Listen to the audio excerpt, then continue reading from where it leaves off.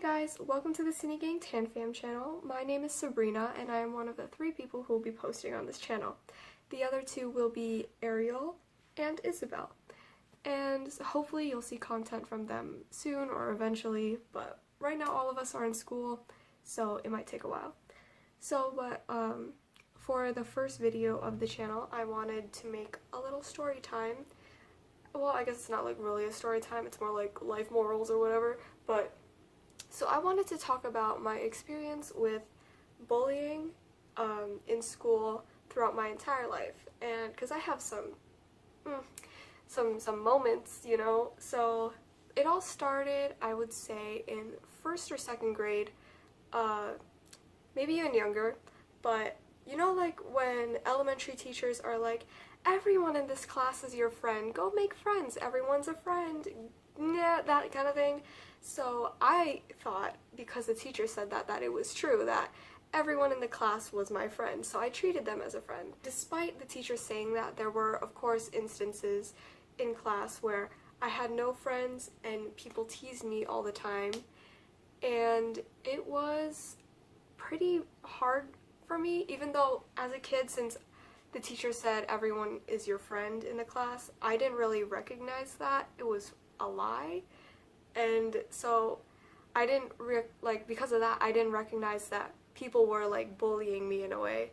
So, but basically, I remember this one instance particularly in my mind where I was getting in line to go to the bathroom or whatever, and these just kids were, like, teasing me about my clothes, and they were like, oh, your hair, it's in a ponytail all the time, it's so ugly, it's not straight, because, as you see, my hair is kind of, like, thick and wavy right now, and because when I was younger, I didn't know how to fix my hair, so I always just combed it, and combing curly hair is bad, it's a poof ball, but I, like, tied my hair back like this every day, and my hair was, like, this short, so they told me I was ugly, and that my hair was ugly, my clothes were ugly, and I just thought this was, like, friends teasing each other, because, you know, like, when you watch TV, like, it's kind of like what you expect.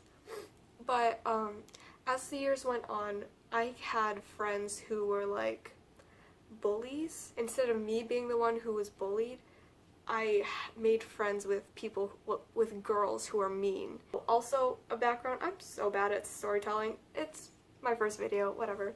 But background is, I live in Nevada now, but from years, like, since I was born to about 14, 13 years old, I lived in Illinois, like Chicago area, but like suburbs, like deep suburbs, like nowhere near the city, like 2 hours away from Chicago. And it was just filled with white people. I'm a brown Filipino girl, so I didn't really fit in, you know, like it was blonde hair, blue eyes, white skin, and if you weren't that, you were kind of like made fun of, and I guess I was the pit of that joke. I mean, I guess the diversity has maybe gotten better, but every time I visit my hometown, it's Whitesville. I'm sorry. It's all white people, and it's just, I can see how race could become a factor in this and why I was bullied all the time, because I genuinely was a nice person, just no one would accept me. Oh, this is sad. So basically, yeah, I feel like as a child, I didn't know how to fit in, and I didn't know who to be around, so I'm basically like Peter Pettigrew with the Mordors and then Voldemort. Go to the person with power so you don't get hurt.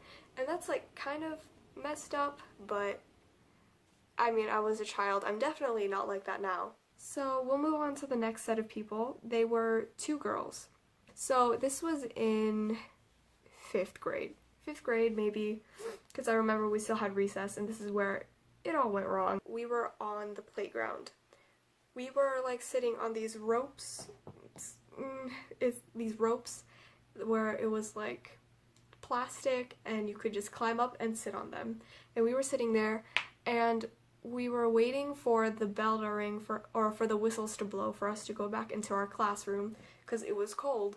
And so there was this one kid in our class, he was kind of overweight and very tall, and like that was probably the reason why my friends decided to do this. But basically, they were like, we'll call girl number one was like, hey, do you guys want to go chase, we'll call him Derek. Do you guys want to go chase Derek? And my girl number two was like, yeah, that sounds fun, let's do it. So we're cold anyway, running will get us warmer. And me being the passive,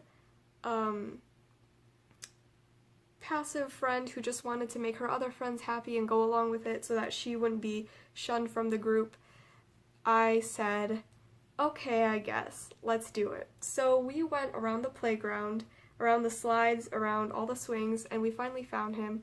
And girl number one and girl number two was like, okay, they made this elaborate plan to chase him in like 5 seconds. They were like, we'll run up from the back, and you, Sabrina, and girl number three will run from the front and just go at him. They weren't planning to do anything malicious to him. They were just like, let's just go chase him. So I basically said, okay, I guess. And so we went. So we ran up to him. He started screaming, help, help. And then he called out for another kid. We'll call him Achilles. He said, help, help, Achilles, help. And so one of the lunch ladies saw this. She blew her whistle and said, you four girls, go to the wall, the brick wall.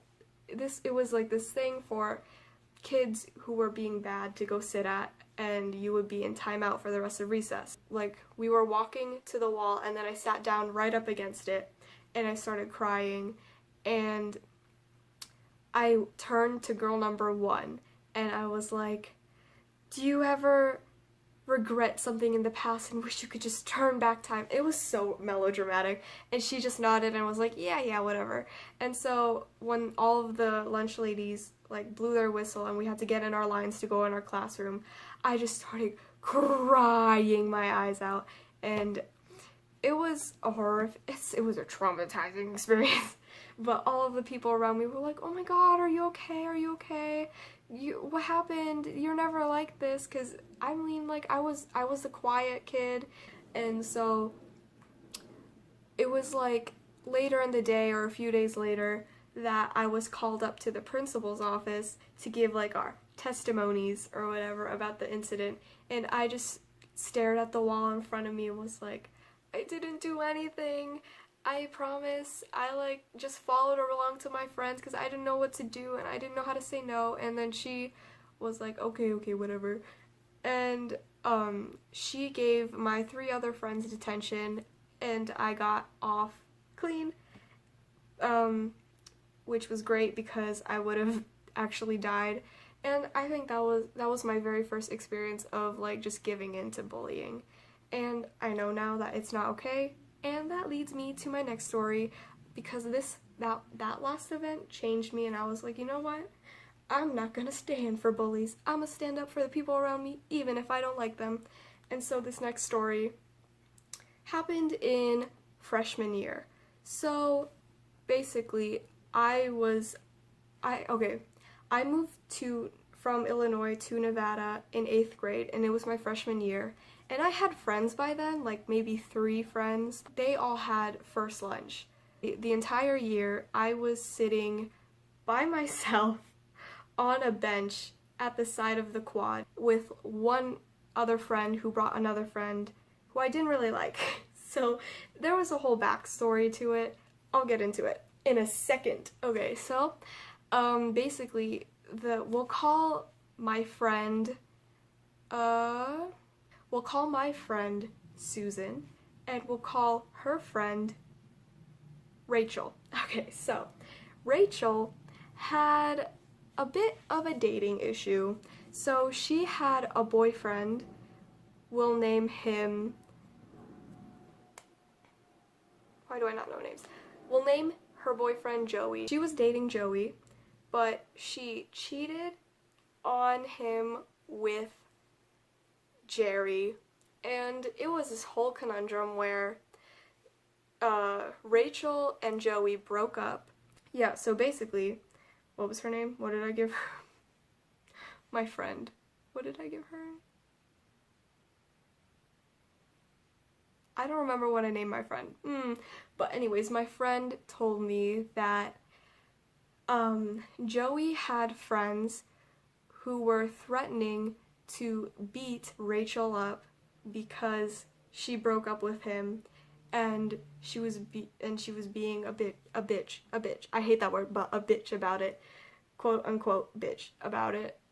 So Joey's two friends had a gym class with my friend, whatever her name was. I don't remember what name I gave her, and basically was like threatening to beat up Rachel. Like, jump Rachel, jump Rachel, jump Rachel. And so the very day that my friend told me about this during lunch, Rachel sits down on the bench next to us. The two girls who were friends of Joey came up to Rachel and started threatening her and talking to her like, you are such a bitch. You're a bitch. You should take Joey back. He has a heart condition and you're being a bitch. You need to go apologize or else I'm really gonna jump you. And so basically this goes on for a few minutes, and I was just kind of looking and listening, like seeing if I should jump in. I was trying to get the courage to jump in and say, hey, go away. But like these girls were talking super duper loud that the tables around us were starting to look at us and like getting their phones out in case a fight happened, you know, like high schoolers. And so basically after a few minutes of this, I finally say, hey, excuse me, could you please leave? You're clearly making her uncomfortable. I think you should leave now. And the girl who was doing all the talking, and she looked at me like, excuse me? Who do you think you are? I will fucking smack you. And I say, well, I've heard a lot of things, and I know that you're planning to jump her, but I think you should walk away right now or I'm reporting you to the dean. And she just keeps looking at me like, bitch, who do you think you are?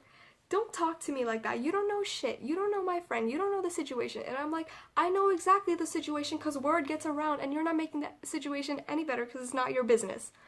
And so basically, the second girl who came with the first girl who was doing all the talking, basically, like, joined in on her for a while, and then finally she saw that her friend was getting too heated and started pushing her away from me. And I think this was, like, the scariest moment of my life, probably. Second scariest moment of my life. My heart was beating so fast, I really thought that she was going to jump me, fight me. And I was like, me, a freshman, I'll put a picture of me as a freshman right here. She can't fight. She can't fight. She doesn't want to fight. I'm not that kind of girl. I'm a straight A student, 4.0 GPA, like, don't.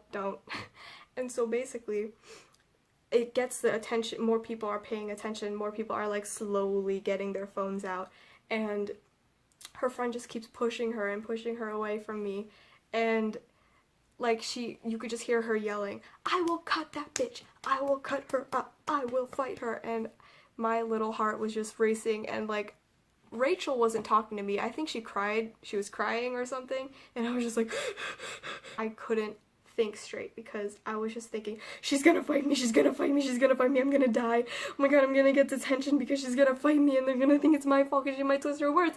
And it was just terrible. And so she and her friend come up calmly to me and she's like, everyone around us wants me to fight you. Look, they all have their phones out. They want me to fight you. And I just stayed silent and was like, I was just like looking at my phone and I was like, and she looked at me and she was like, if you say another word to me, if you get in between me again, I'm going to bash your head into the wall, bitch. And then she walks away. And I was just like, she's gonna kill me, this is how I die, oh my god. Girl, I just remembered another thing she said to me. Ooh, okay, so right before she walked away, this is really what hit me. It wasn't the head, the head bashing thing was bad, but it wasn't just that. She said, look at your eyeliner, it's so thick. get your thick ass eyeliner ass away from me or I will bash your head into the wall. Oh my god, my eyeliner was really thick. I'll put a picture here, like legit. It was very thick and it was very bad. But I genuinely, like, at that time, I was having some insecurity issues and I thought my eyeliner was like on fleek. I did my eyeliner like that every day. It was like this thick and this long, but it was like the only thing that made me feel pretty. And for her to say that to me was just like devastating. It's such a teenage girl thing to do, but I was like devastated that I'm not as pretty as I thought I was. And so she walked away, and despite it being a very scary situation, I don't regret it because I stood up for someone who was obviously having a hard time. It was a terrifying experience, but I'm glad I stepped up because I don't know what would have happened if I didn't, since she was on a shaky level. But yeah, that was my experience with bullying from what are major moments of it, I guess. So reliving that experience is terrifying. And I actually do see the girl and her friend who threatened to bash my head into the wall very often during school. I saw her like every day last year, and she always gave me like the stink eye in the hallway. But it's fine. And also her friend, we are in a club together, and I've had to hug her a few times, and I don't know if she remembers me as like the girl who stood up and her friend threatened to bash my head into the wall, but you know, maybe I've just glowed up that much. That's funny. Anyways, thank you so much for watching. So press a like, leave a comment, hit that subscribe button down below so that you can see my improvement, hopefully, and eventually see my cousins alongside me next summer. Wink wonk. And I will see you guys in the next video. Bye. Eat it!